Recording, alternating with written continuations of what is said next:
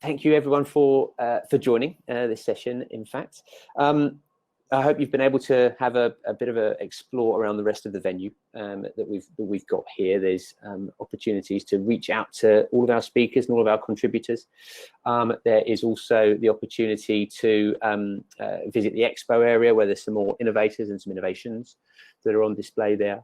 But what we're going to look at in this particular session is the importance of, and the hows and the whys of that we should be aware of the funding and the resources that are available to us to explore new circular projects and ideas, and also the opportunity that exists from forming a consortia from within the built environment or within the wider community, a consortia of like-minded organizations and firms, and how they can, how you together can strengthen a proposition to secure those resources from the EU. Now, this session is if not, just teeing up the conversation. And what we want to do here is lay the groundwork for a follow-up session next month, where we're going to have a much more in-depth conversation about actually creating and forming these consortia. And we've got Keith Boxer from White Arkitekter, from the architecture practice, who have been directly involved in a number of these consortia, and we've got Achim. Achim, I'm going to let you pronounce your surname to the audience, because I think I'll struggle over it. But from the RVO, from the Dutch Enterprise Agency, who is an advisor in this space for how people can and what they should be doing to access these funds. We're going to have some presentations from each, and then perhaps a bit of Q&A. So please do feel free to put your questions in the session chat. I'll look forward to kind of sharing those thoughts with Keith and Achim as we go on. Look forward to hearing that engagement and to creating that dialogue. As I say, there's opportunity to reach out to everyone directly, either through the networking room or even just with a direct message, that you can create a video chat like this as well after this session is over. So if we're all ready, I think I'll hand over to Achim to start your talk and your presentation. Achim, if you're ready. Okay. So,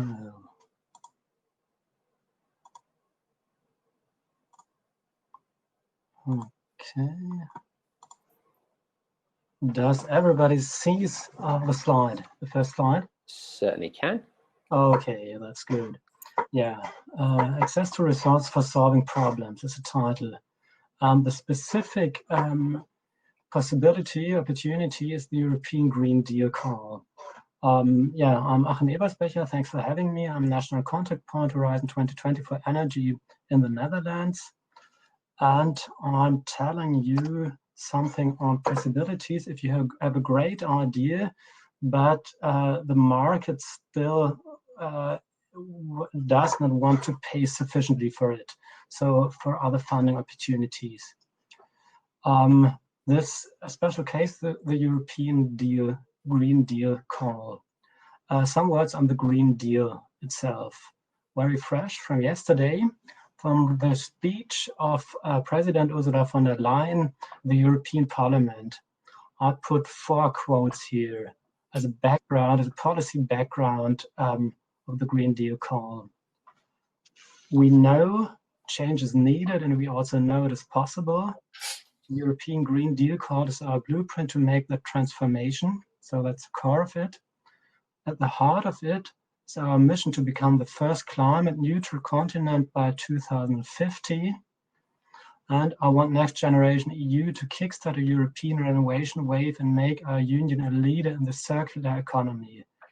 So I think 2 things are crucial here. The first thing is fighting climate change. The second thing is circularity and fighting depleting resources. So why did I begin it like that? I don't want to talk about funding opportunities like of a bag of money.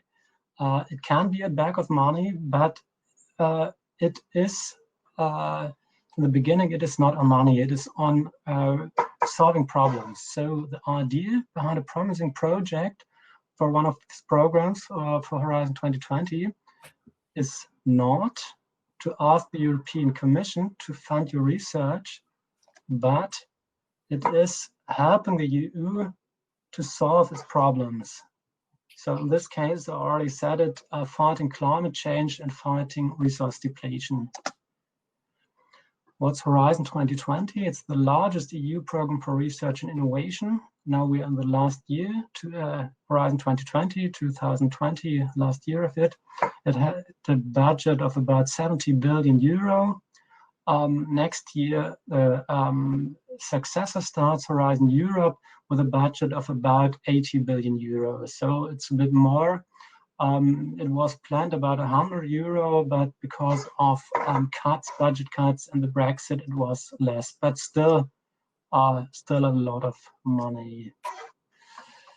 What are the basic conditions to participate in a Horizon 2020 call? There are three of them. The first one is you are a research institution or a company which works on research and development. So it's not on scaling up or just building something. It's always has to do something with research and development. The second thing is you have a project idea matching a Horizon 2020 topic. And the third thing is you have a consortium with partners from at least 3 different EU or associated countries. So you cannot apply on your own. There's always a consortium. Now the Green Deal call, which is a part of Horizon 2020 and which is one instrument of the Green Deal. The Green Deal has more instruments, but this is one. Some facts and numbers. Call publication is today. It was published some hours ago. I think I put the link in the chat later to the call. The deadline for submission is probably and January 2021, probably 26th of January. Why probably? It was published this morning, but not with all details. It will be published within the funding and tender portal next week, and then we'll see the deadline. The total budget is about 1 billion, and a lot of more detailed information can be get next week during the Research and Innovation Days in Brussels. How does a call like that looks like? It consists out of a lot of different topics, and I put one very relevant topic to show you this topic as an example. It's 4.41, building and renovating in an energy and resource efficient way. Could be relevant or interesting for some of you. There are always 4 parts. There's a specific challenge. So in this case, it's priority design construction of new or retrofitting buildings is 0 emissions and 0 pollution buildings. Then the scope, what are you going to do? Demonstrations, at least 2. What kind of innovation? It's technology, process, social innovations, and in different regions of Europe. That's information you always have to read very carefully. Then scaling up, replication are important points, including all relevant players. So not only architects, engineers, but also tenants, social partners, and all these stakeholders too and players. What are the results of the impact? There you have some points too. Where does this project lead to? Investments, reduction of greenhouse gas emissions, always, and in this case also reduction of the embodied energy in buildings by 50% or. And then, of course, interesting for everybody, what's the budget? The Commission considers these proposals for these topics are suitable with a budget of 10 to 20 million euro. You are allowed to ask for more or for less, but it's always recommendable to ask an amount between this recommendation. within this recommendation. Almost all relevant information is on the funding and tender opportunities portal. The Green Deal call isn't yet published there. That will happen next week. Then, why should you participate? What is in for you? So the first thing is building up expertise, building up knowledge by doing it something yourself, but also working together with partners. It's also the second point. So networking with other knowledge institutions, companies, stuff like that. And of course, access to new customers. Reputation, that's important for universities, knowledge institutions.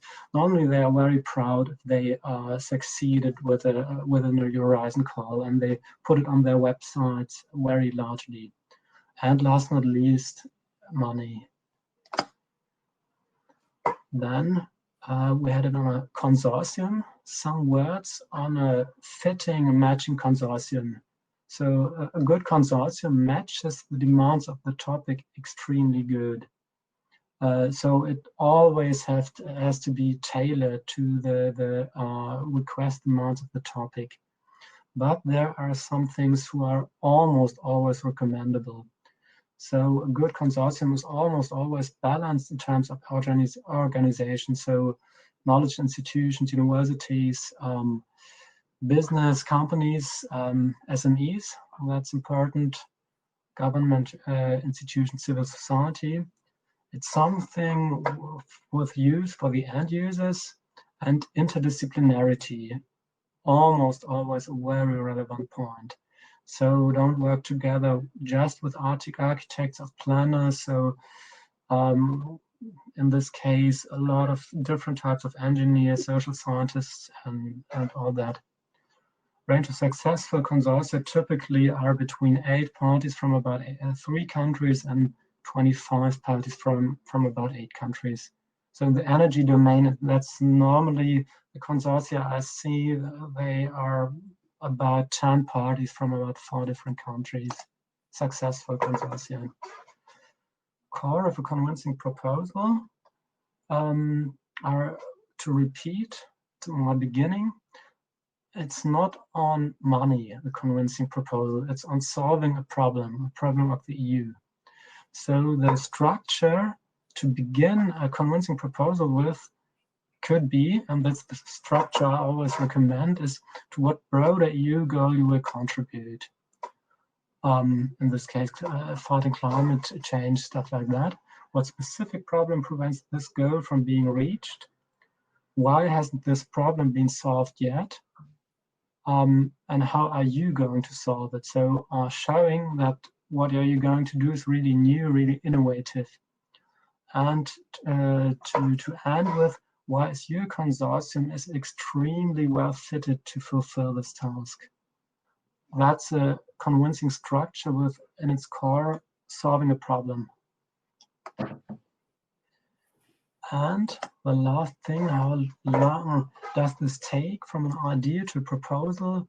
So it's about 6 months.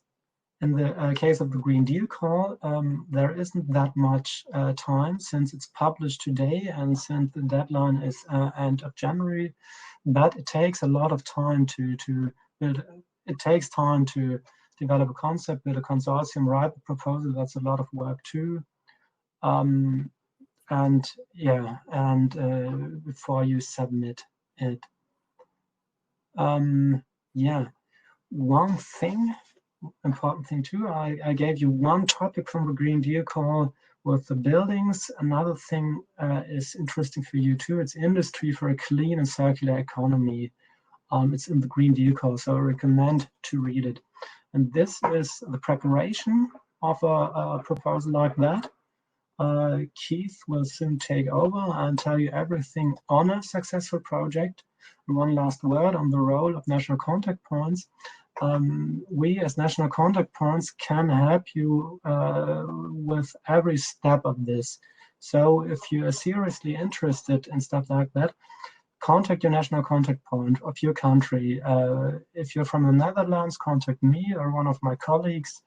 all countries have national contact points who are eager to help you and to support you with your proposal. Many thanks, Achim. Some really good tips for a convincing proposal. And also what I'm really hearing loud and clear is it's about solving an EU problem, right? It's not about asking for money, it's about how can you help solve that problem. So yeah, much appreciated, and we can go into that shortly. Keith, if you're ready to fire away, we'll hand over straight to you, and then we can maybe do some questions at the end. Thanks, Fraser. Thanks, Achim. That's very useful. Can you see my screen now?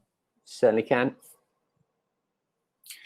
So we thought it might be useful for those of you that perhaps haven't been involved in any of these European programs before, or Horizon projects, just to give you a taster from one project that we're currently involved in. I work for Arkitekter. We're one of Europe's largest architectural practices. Quite a strong focus on research in our work. We've been around for about 60 years, and innovation has been a really important part of what we do. But I thought I'd share, why as architects are we participating in these programs? Because they're not always easy. They're not always straightforward, and it's not always core business for architects to work on research and innovation actions like this. But we found them extremely useful over the years. And it's partly because within White, we have our own research and development program. And as you can see here are some examples of the kind of work that we've been doing over the years and recently. And we have a focus currently on tackling climate change, but also circular architecture and healthy living environments are our core priorities for our current R&D program.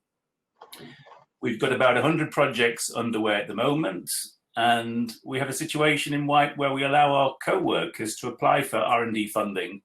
We have our own internal funds, and we contribute around about 10% of our turnover each year, which we aim to make available both for internal projects and for external collaborations.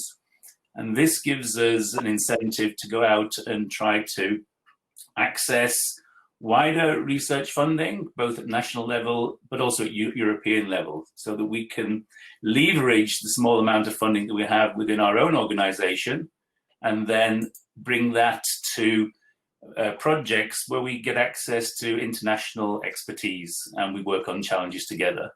And that helps us as an organization to develop our own know-how, but also, as Achim said, it enhances our reputation and brings us into new markets and new collaborations. So innovation is really important to us, but as Achim pointed out, it's really important to have an understanding of, well, what is the EU and the European Commission's priorities? You start from that point rather than thinking, what do we want to do? But of course, what we try and do is find where we've got alignment, where the climate neutral goals of the European Green Deal, for example, and the ambition to become a resource efficient economy at European level are very much in alignment with our goals as an architectural practice. And here is a couple of examples of recent projects where we've won awards for a climate innovation district housing in the UK, and also we've done some work on reuse and a very large project in Sweden. And what we're trying to do is to improve our capabilities, but also bring in knowledge from outside Scandinavia into our projects, and also access to new products, new processes, and new ideas that we can then use to achieve our combined goals. So briefly, I'll take you through a brief overview of one project called Be Smart. We've been going on this project about just over 18 months now. It's a 4-year program, and it's looking at how we can move towards increasing the uptake of building integrated photovoltaics across Europe. As we know, the European Union has ambitious climate and energy goals, and using buildings to generate energy in the form of electricity is a really important component of achieving those renewable energy goals. But in the past, what we found is the uptake has not been as great as expected, even though there's been a lot of research and development in this area. And some of the barriers have been things like the architectural integration of these products or the aesthetic acceptability of them. But also what we've discovered is that the cost of them has sometimes been a barrier as well.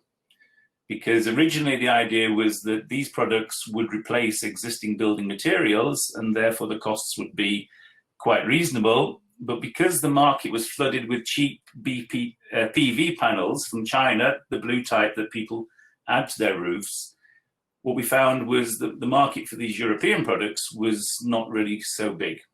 So the European Commission saw this and said, well, how can we bring the costs down? So they set out a specific innovation action to look at how to improve the aesthetic performance of BIPV, but also bring the costs down. And that's what the Be Smart project is aiming to do.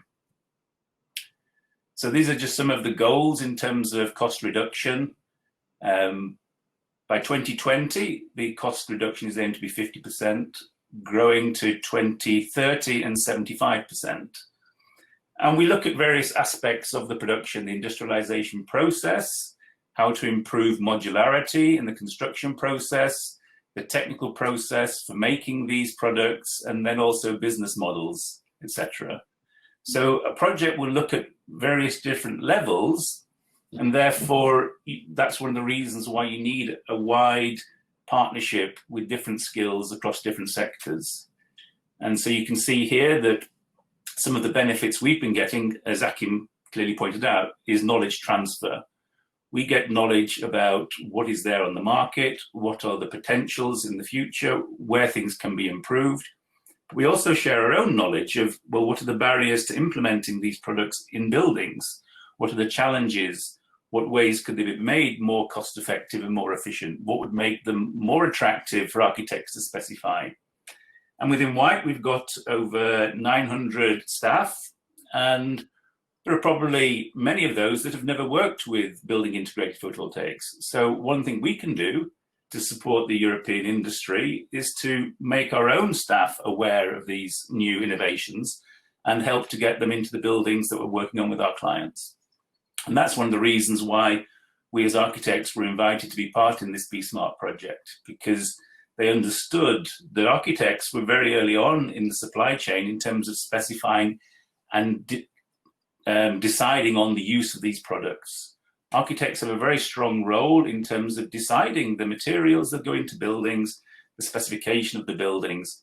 And it's really important that we're aware of what's available at an early stage. And of course, this same applies to new products related to circularity. If we can work with partners that are working on innovative new products, with SMEs who've got really interesting materials or processes, we can then begin to test them out in safe sort of living lab type environments. And that's why the European funding is helpful, because it helps you to mitigate some of that risk, actually cover some of the costs of that innovation that you might otherwise not be willing to do. And on the right-hand side, you can see the various elements of the Be Smart project. We have basic research and development, we have architecture and design, material production, and then going into manufacture, and then bringing those products into the building construction, and then assessing how to scale up and exploit and develop the new ideas and the new solutions that have come out of the program.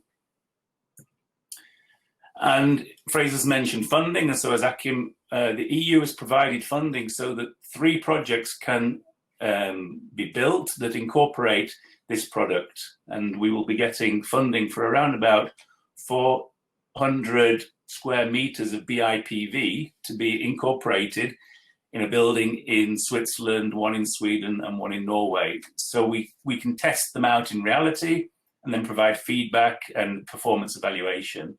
And that then goes back to the manufacturers that can then feed back that to the people that are working on their development of their products. But also it raises awareness amongst our clients, amongst our other colleagues and others in the building sector. So there is a large communication program to share the knowledge that's developed through this project. And also the other benefit, last but not least, is the access to international expertise and new collaborations. Here you can see the partners that are forming the consortium that we're working with, They range from major players like Saint-Gobain to small companies that work with new innovations in BIPV, such as Soil Access.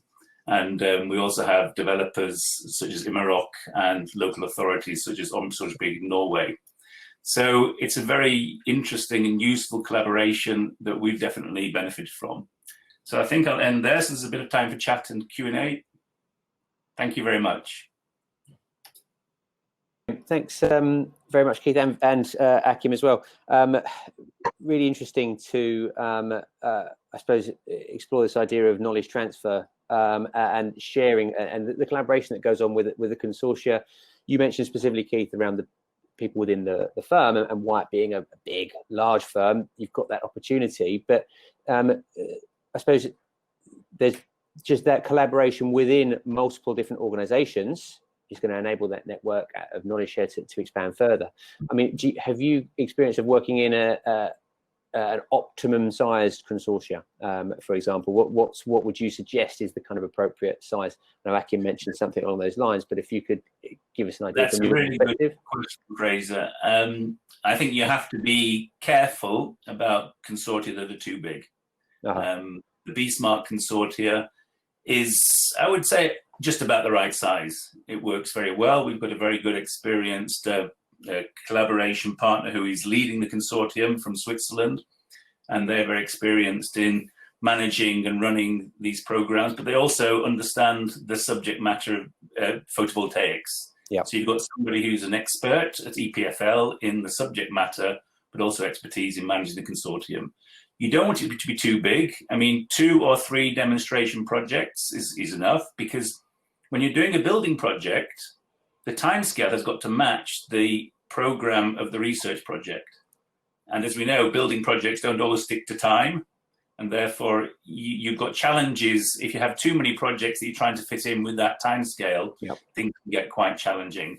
So I think the B-Smart, I would say, is about the right size. The contribution from the EU is around about 8 million euros. And I would say that's probably a good optimum. Achim, you mentioned, obviously, speaking to your country contact point. Is there and I thank you very much for sharing the Green Deal link. Is there a place where people can go to find their country contact point that's perhaps on the EU website, and can we share that link? Can you give us any thought direction there? Yeah, it's the start on the European Commission. You can find your national contact points there. I'm looking up the link and put it on the chat too. Yeah, and that's that's an important point as well. This session is being recorded. We're going to share it via the website as well, and we'll be able to include these links. So if you are listening to the archived version, the recorded version, we'll make sure that the links are shared with the article that this appears with. Conscious that a main focus of what we've talked about is the consortia part of this. How can we form consortia to enable access to this support, EU support? And we're going to try to create a session that does exactly that on our next WasteBuild 365. From that perspective, if you are an organisation who is interested in finding out more, who has potentially got the appetite to contribute to a consortia, we really would welcome your involvement in the next session. And that'll be you'll hear about when that happens in the communications for that after this event, and you'll each receive the notification for it. We are running quite short of time, so I just want to hand it back to the two speakers here. Keith, with a couple of perhaps words of wisdom or a parting kind of comment about perhaps either the consortia piece next month and or anything else that you've kind of touched upon here, just some kind of words to leave the audience with, and then I'll ask Achim to do the same as well, if I may. Thanks. Yes, I think Achim covered it very well. It's about tackling problems and understanding what the barriers and challenges are. So if you've experienced problems in terms of innovations that you've wanted to get out into your live projects, and you know what those barriers are, but you need solutions to those, it's identifying those solutions. So for example, 20 years ago, I was working on projects where we were trying to do BIPV. but the number of products available was very limited and they were very expensive. So when we heard that the EU had funding to help address those two problems, we thought, yes, we already know that problem exists. Let's try and help solve it. Yeah, absolutely right. That came across actually loud and clear, which is, I think, a really, really valuable point. And Achim, just a final point from you about, just any thoughts on this whole, how you approach the session and the kind of what, I suppose, a parting shot from you would be? Yeah, if you're seriously thinking of participating in Horizon 2020, if you would do it for the first time, I would recommend you to talk with persons who already did it, like Keith, who have experience with it. Since I think maybe due to the shortage of time, we told a lot of the upsides and a very positive story of it, but there are there's kind of downside too. It's a lot of administrative work and all of that. So I wouldn't say just apply.